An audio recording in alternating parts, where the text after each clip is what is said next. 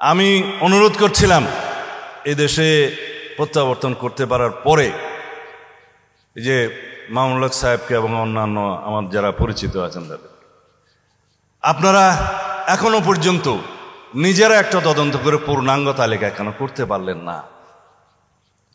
অবশেষে সংক্ষিপ্ত হলেও এই যে শাহাদত বরণকারীদের একটা স্মৃতি স্মারক আপনারা প্রণয়ন করতে পেরেছেন, আলহামদুলিল্লাহ, এটা একটা রেকর্ড হয়ে থাকবে। তবে আমার মনে হয় এখন থেকে আরও যতদিন লাগে আপনারা পূর্ণাঙ্গ রিপোর্টটা প্রণয়ন করবেন এবং প্রত্যেক শহীদের নাম এখানে যেন উল্লেখ থাকে, ছবি থাকে এবং তাদের ঠিকানা যেন থাকে। এই জাতি যতদিন এই জাতির ইতিহাস থাকবে, এই দেশ থাকবে, আপনাদের এই রক্তদান, এই শাহাদাত আমরা স্মরণ করব, এই জাতি স্মরণ করবে, মুসলিম জাহান স্মরণ করবে। এরকম একজন জঘন্য হত্যাকারী শেখ হাসিনা রাতের অন্ধকারে সমস্ত আলো পানি নিভিয়ে দিয়ে চতুর্দিক থেকে গুলি করে নিরীহ মাদ্রাসা শিক্ষার্থীদেরকে হত্যা করলো। অথচ সেই হত্যাকাণ্ড নিয়ে ফ্যাসিস্ট শেখ হাসিনা পার্লামেন্টে তামাশা করলেন। এই ফ্যাসিস্ট আওয়ামী লীগ, এই শেখ হাসিনা রাজনৈতিক সিদ্ধান্তে, অবৈধ রাজনৈতিক সরকার, তারপরেও তো সরকারে ছিল, তার সিদ্ধান্তে দলীয়ভাবে এই সমস্ত হত্যাকাণ্ড করেছে, নারকীয় হত্যাকাণ্ড। আসমান থেকে হেলিকপ্টার গানশিপ দিয়ে এই দেশের জনগণকে হত্যা করেছে, নিরীহ শিশু এবং নারীদেরকে হত্যা করেছে। এরপরেও তারা বাংলাদেশের এই সমস্ত হত্যাকাণ্ডের জন্য ন্যূনতম কোনো অনুশোচনা করে নাই, দোষ স্বীকার করে নাই, ক্ষমা প্রার্থনা করে নাই। উল্টো এই দেশের গণ অভ্যুত্থানকারীদেরকে তারা অপরাধী তকমা দিচ্ছে। এত বড় দুঃসাহস, এত বড় নির্লজ্জতা সারা পৃথিবী প্রত্যক্ষ করছে। আমরা এখন যে অবস্থায় দাঁড়িয়ে আছি, এই অবস্থায় সমস্ত শহীদের যদি আমরা বিচার চাই, তাহলে আমাদেরকে এই ট্রাইব্যুনাল আরো অনেকগুলা গঠন করতে হবে। ট্রাইব্যুনালের তদন্ত টিম, প্রসিকিউশন, লজিস্টিক সাপোর্ট সবগুলো বাড়িয়ে আমি অনুরোধ করব এখনই যাতে যথাযথ কর্তৃপক্ষ যথাযথ পদক্ষেপ নেন, শুরু করা হোক। বিচার কার্য অনেক দীর্ঘ প্রক্রিয়া, সেটা হয়তো সমাপ্ত হতে দেরি লাগবে। এখন যে আইসিটিতে মামলা হচ্ছে মানবতা বিরোধী অপরাধের জন্য, সেই অপরাধের বিচারও আমাদের কাছে এখনো খুব একটা দৃশ্যমান হচ্ছে না। আমরা অনুরোধ করেছি যে অন্তত কিছুটা অগ্রাধিকার বিবেচনায় কিছু গুরুত্বপূর্ণ মামলা প্রথমেই ট্রায়ালে নিয়ে আসা হোক, জনগণের সামনে দৃশ্যমান হোক, দেশবাসীর সামনে দৃশ্যমান হোক যে খুনি ফ্যাসিস্ট হাসিনা, জাতিসংঘ স্বীকৃত নিকৃষ্ট খুনি হাসিনার অন্তত একটা বিচার রায় যেন আমরা খুব শিগগির দেখতে পারি। সবার বিচার করা হবে।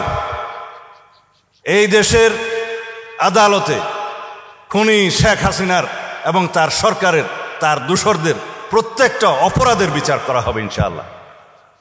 আমরা গণতন্ত্র চাই, আমরা সাংবিধানিক অধিকার চাই, গণতান্ত্রিক অধিকার ফিরে পেতে চাই। সেই জন্য আমরা বারবার নির্বাচনের তাগিদ দিচ্ছি। এই কথা আমরা এখানে বলছি না, এটা আমাদের দায়িত্ব। আমরা মাননীয় প্রধান উপদেষ্টার পদত্যাগ চাইনি, এখনো চাই না, কিন্তু ওনার কাছে আমরা একটা রোড ম্যাপ দাবি করেছিলাম। এখন বিভিন্নভাবে আমরা শুনতে পাচ্ছি বিভিন্ন রকমের চক্রান্তের মধ্য দিয়ে এই সরকারকে বিভিন্নভাবে ভুল বোঝানো হচ্ছে যে আপনার সরকারকে কাজ করতে দেয়া হচ্ছে না। সঠিক নয়। আমরা গণতান্ত্রিক উত্তরণের জন্য, একটা ডেমোক্রেটিক একটা ট্রান্সফরমেশনের জন্য আমরা আমাদের কথাগুলো বলছি জনগণের পক্ষে, এটা যেন অন্য কোনোভাবে না নেওয়া হয়। আমরা বলেছি এই দেশের সেনাবাহিনীকে যেন বিতর্কিত না করা হয়। আমরা বলেছি এই দেশের সার্বভৌমত্ব নিয়ে যেন কোনো রকমের ছেলে মানুষই না করা হয়। এদেশের নিরাপত্তা, স্বাধীনতা, সার্বভৌমত্বকে রক্ষার জন্য জাতীয় ঐক্যমত্যের ভিত্তিতে যেন যে কোনো সিদ্ধান্ত গৃহীত হয়। এই কথাগুলো আমরা বলছি জাতীয় স্বার্থ সংরক্ষণের জন্য। যাই হোক, এই কথাগুলো এখানে আমার যথেষ্ট বলার সময় নেই এবং এটা ফোরামও সেটা নয়।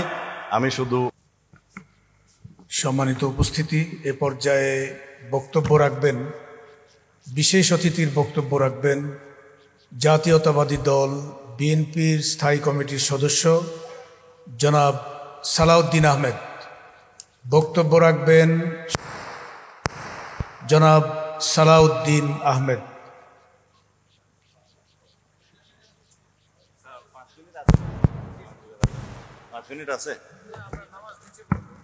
বিসমিল্লাহির রহমানির রহিম। আলহামদুলিল্লাহ নাহমাদুহু ওয়া নুসাল্লি আলা রাসূলিহিল কারীম, আম্মা বা'দ, ফাউযু বিল্লাহি মিনাশ শাইতানির রাজীম, বিসমিল্লাহির রহমানির রহিম। হযরতুল উলামায়ে কেরাম, হাজিরানে মাজলিস, আসসালামু আলাইকুম ওয়া রাহমাতুল্লাহ। আমি শর্টকাট বললাম, এই জন্য আপনারা কিছু মাইন্ড করবেন না। আমি অত্যন্ত দেরিতে এসেছি। আমি আগেই আমার ভাই মুফতি মামুনুল হক সাহেবকে বলে রেখেছিলাম যে আমার আরেকটা মিটিং আছে, ওখান থেকে উঠে আসতে হবে এবং আমি আসলে যদি দয়া করে আমাকে একটু অনুমতি দেন আগে বিদায় নিতে, সেই জন্যে আমি অনুরোধটা করেছি। যাই হোক, শাপলা চত্বরের ওই নির্মম বর্বর সারা পৃথিবীর ইতিহাসে যে জঘন্য হত্যাকাণ্ড হয়েছে, সেই রাতে আমি আর মাহমুদ ভাই জেলখানায় ছিলাম এবং পিজি হাসপাতালের আইসিইউতে আমরা পরস্পর মুখোমুখি ছিলাম। দুটা ছোট রুমে দেখা যেত, আমাদের একটা পর্দা ছিল। একটু আগেই সেই স্মৃতিচারণ করছিলাম। মাহমুদ ভাই অনশন করছিলেন প্রায় 7 দিন পর্যন্ত। তা আমি ওনাকে বলেছিলাম, মাহমুদ ভাই, আপনার মরে গেলে হাসিনা খুশি হবে, সুতরাং এই অনশন করে লাভ নাই, আপনি অনশন ভঙ্গ করেন। আমরা অনেকেই অনুরোধ করেছিলাম, পরে অনেক মুরব্বীদের অনুরোধে উনি অবশেষে 7 দিন পরে অনশন ভাঙলেন। তো কোনো সময় নির্বাসনে, কোনো সময় নির্যাতনে, কোনো সময় কারাগারে, কোনো সময় কি যেন বলো এটা মৃত্যু গুহায়, কোনো সময় আয়নাগরে, এভাবেই দীর্ঘ 1.5 যুগ সময় আমার নিজেরই কেটেছে। তারপরেও শাপলা চত্বরের শহীদদের বিচার দেখার জন্য আল্লাহ যেন আমাকে আরো বেশি দিন বাঁচায় রাখেন।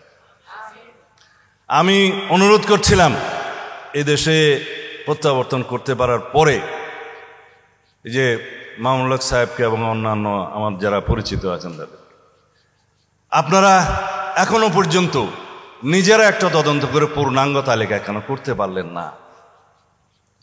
অবশেষে সংক্ষিপ্ত হলেও এই যে শাহাদত বরণকারীদের একটা স্মৃতি স্মারক আপনারা প্রণয়ন করতে পেরেছেন।